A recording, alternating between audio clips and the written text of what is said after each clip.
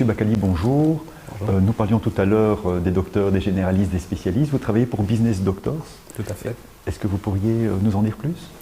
Oui, alors Business Doctors, c'est une organisation anglo-saxonne qui est fort présente au Royaume-Uni en particulier, avec des consultants chevronnés, donc c'est toutes des personnes qui ont une cinquantaine d'années, et donc qui partagent, j'ai entendu parler de partage tout à l'heure, leurs connaissances justement pour aider le dirigeant d'entreprise à positionner sa société dans le cadre d'une stratégie, d'un développement et éventuellement d'une cession. Donc ça, ce sont les grandes lignes. Donc elle a été créée il y a plus ou moins 15 ans. Et donc je suis le représentant belge de Business Doctors en Belgique. Donc bienvenue. Merci. J'ai lu dernièrement dans l'Écho qu'il y avait eu une tendance très forte de fusion et acquisition pendant l'année 2021. Les chiffres semblent se confirmer en 2022. Est-ce que vous ressentez la même chose sur le marché, Madame Orny? Je pense qu'effectivement, l'après-Covid tend vers des regroupements, ça c'est certain.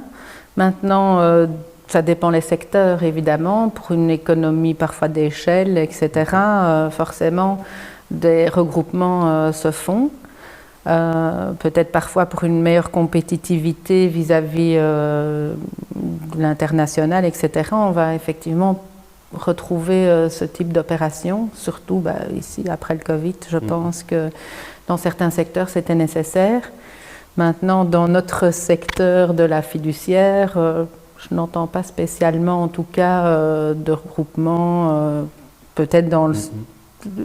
plutôt dans le, s'il doit y avoir cession ou fusion, c'est dans le cadre normal, je dirais, d'une mise à la pension ou quelque chose dans ce genre-là, quoi. En tout cas, dans notre secteur. Vous parliez de la mise à la pension, et donc là, je me tourne vers M. Bakali. Quel est le meilleur moment pour songer à la fusion ou à l'acquisition? Le meilleur moment, c'est quand on est prêt. Ça, c'est vrai.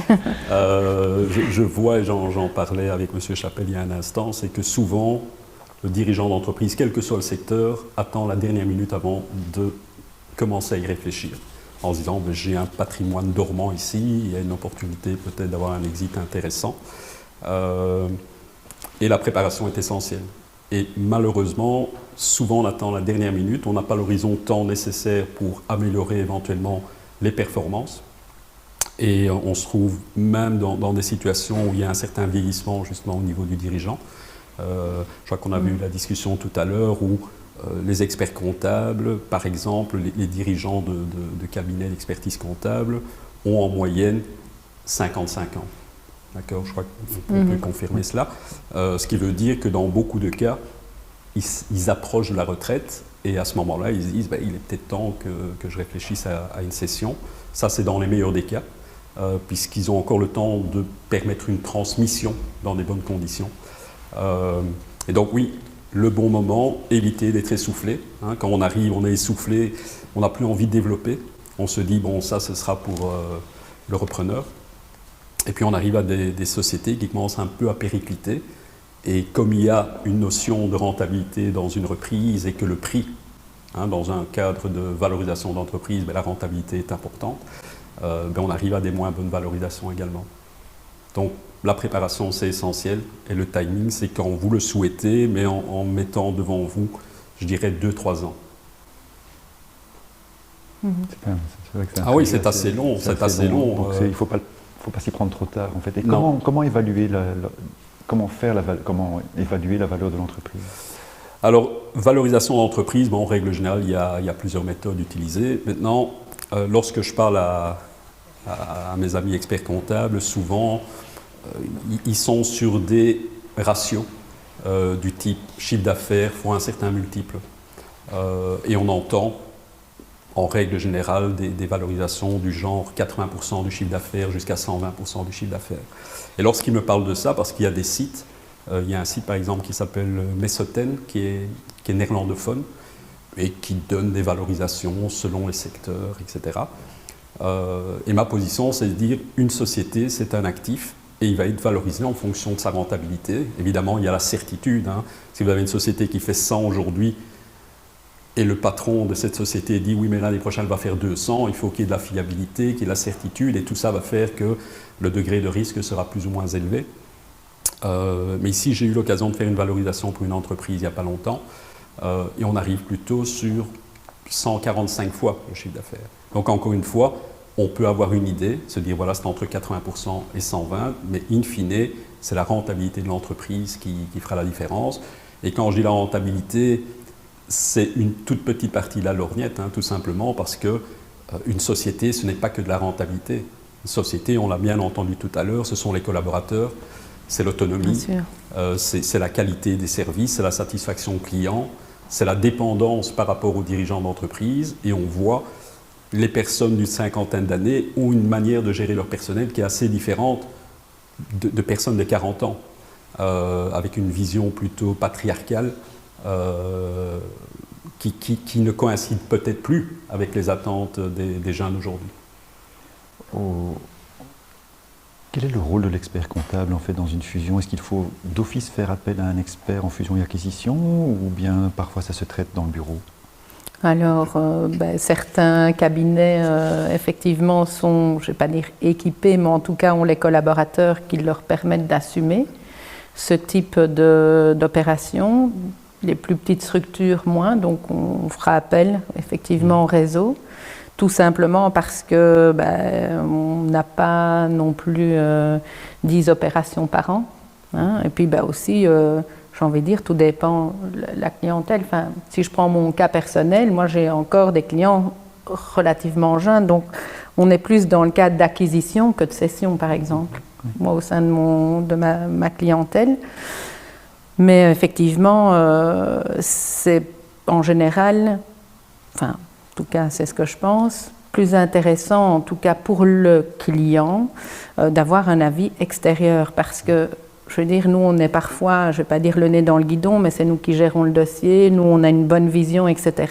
Et alors, pour nous, ça semble tellement évident et que finalement, on n'est peut-être pas assez critique par rapport à l'opération, qu'on est occupé à travailler avec le client. Et donc, avoir un avis externe, ça aide. Et il faut savoir, par exemple, en région wallonne, que l'ASSO Alfin met à disposition des experts, enfin en tout cas, aide les entrepreneurs qui sont à la cession ou à l'acquisition, donc des experts comme monsieur, pour aider justement à voir plus clair et avoir un esprit plus critique. Voilà. Donc, je recite un petit peu notre enquête dont je parlais tout à l'heure, où il est clair que 3 bureaux sur 4 pensent qu'il y aura encore plus de fusion et d'acquisition, donc dans le secteur spécifique des experts comptables, des bureaux comptables. Mais cette tendance est plutôt, se voit plutôt dans les bureaux de plus de 10 collaborateurs. Donc les plus petits bureaux se sentent moins concernés. Donc là, on descend à 60% des bureaux qui pensent qu'il y en aura de plus en plus, alors que la tendance est clairement montante. Et donc, qu'est-ce qu'on doit penser de ça en fait? Ça veut dire que les petits bureaux sont moins faciles à acquérir ou sont moins tentés de fusionner? Il y a un côté peut-être de clocher parce que d'un côté j'entends la tendance de partenaires, associations de bureaux, mais pas de fusion et d'acquisition. Donc qu'est-ce que... J'ai envie de... Je pense simplement que aujourd'hui, donc vous savez que les instituts ont fusionné, donc on a maintenant un institut l'ITA qui régit l'ensemble de la profession. Il faut savoir qu'une partie finalement des experts comptables rentrent dans un schéma j'aime pas dire de contrôle parce que c'est vraiment pas ça, mais c'est surtout, c'est de toute façon des règles européennes qui nous obligent, enfin en tout cas qui obligent l'Institut à valider une méthode de fonctionnement dans les fiduciaires, et donc on a ce qu'on appelle un contrôle qualité qui va être mis en place sur l'ensemble des membres à partir de 2024. Et certains petits cabinets, je pense, ont des craintes par rapport à ça et se sentent un peu parfois dépassés. Donc l'Institut fait quand même pas mal de choses pour essayer de démystifier ce contrôle qualité qui fait peur à pas mal de gens, ce que je trouve dommage parce que finalement c'est simplement donner une explication et accompagner finalement nos membres à atteindre la qualité qui est demandée finalement par les instances supérieures. C'est pas notre institut qui oblige, ça c'est vraiment l'éthique du métier et nos dirigeants qui le souhaitent. Et donc je pense que les petites structures finalement parlent de fusion en se disant, ben voilà, si on est plus nombreux, on aura peut-être plus facile de mettre en place tout ça, parce qu'ils se sentent un peu dépassés. Parce que, je veux dire, si on parle d'une fusion, je veux dire, de cabinets fiduciaires en vue peut-être aussi d'augmenter peut-être les capacités de traiter certains types de dossiers, finalement, le réseau le permet déjà. Donc je ne pense pas que ce soit un motif en soi. Et le fait de fusionner des cabinets fiduciaires ne va pas aider non plus à augmenter sa rentabilité ou en tout cas obtenir des collaborateurs supplémentaires puisqu'on est déjà tous avec un manque de collaborateurs. Donc je pense plutôt que c'est peut-être par crainte. Quand je vous entends, c'est plus pour des raisons opérationnelles et administratives que pour des raisons de pure stratégie financière des bureaux ou d'ambition. Donc c'est vrai que, écoutez, l'avenir nous dira ce qu'il adviendra. Mais si je peux juste intervenir un instant, je crois qu'il est important aussi de remettre un peu l'église au milieu du village, en particulier en termes de taille des cabinets d'expertise comptable. Il faut quand même garder à l'esprit qu'en Belgique, près de 90% des numéros de TVA qui sont attribués à des experts comptables ou des cabinets d'expertise comptable, on parle de 14 500 plus ou moins,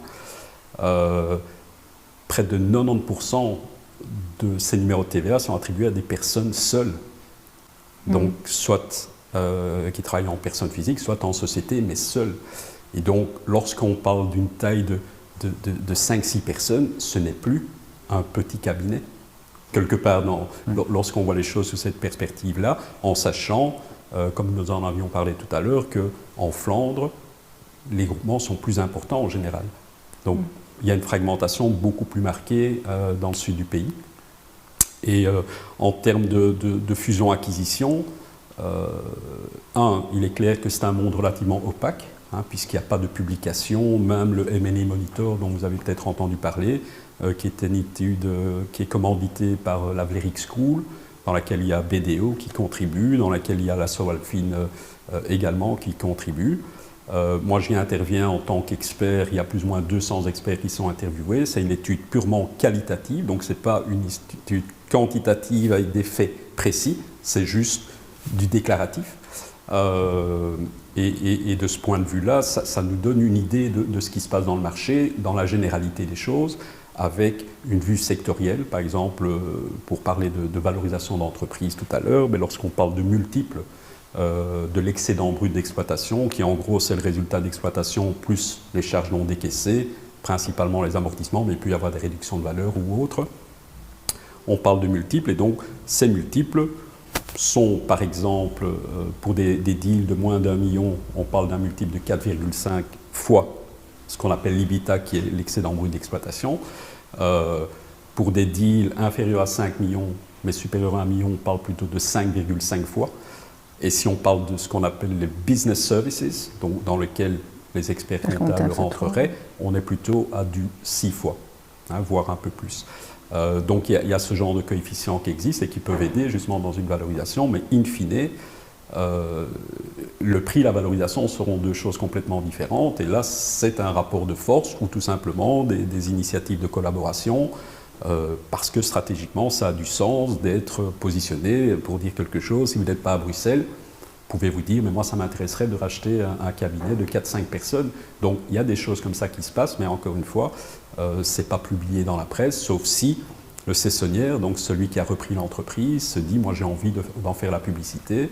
Je parlais de Van de la Note, justement, précédemment. Ils ont acheté un petit cabinet de 4-5 personnes du côté de Lannes.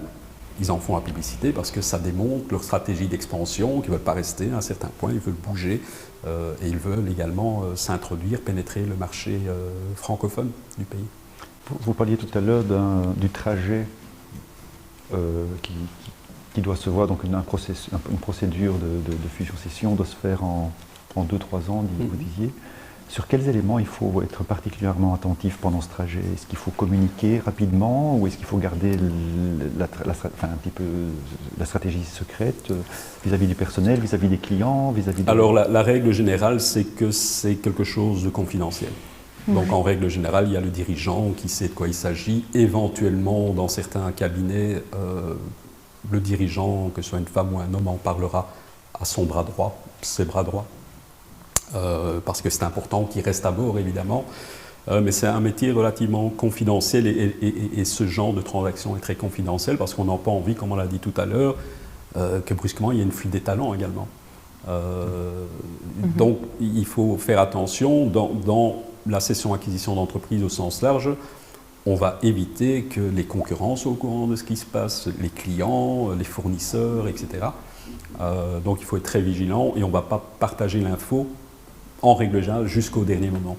Donc dernier moment, c'est par exemple, vous avez une convention de cession à ce qu'on appelle un SPA dans le jargon du métier. Donc c'est tout simplement la convention de cession-acquisition des actions de l'entreprise.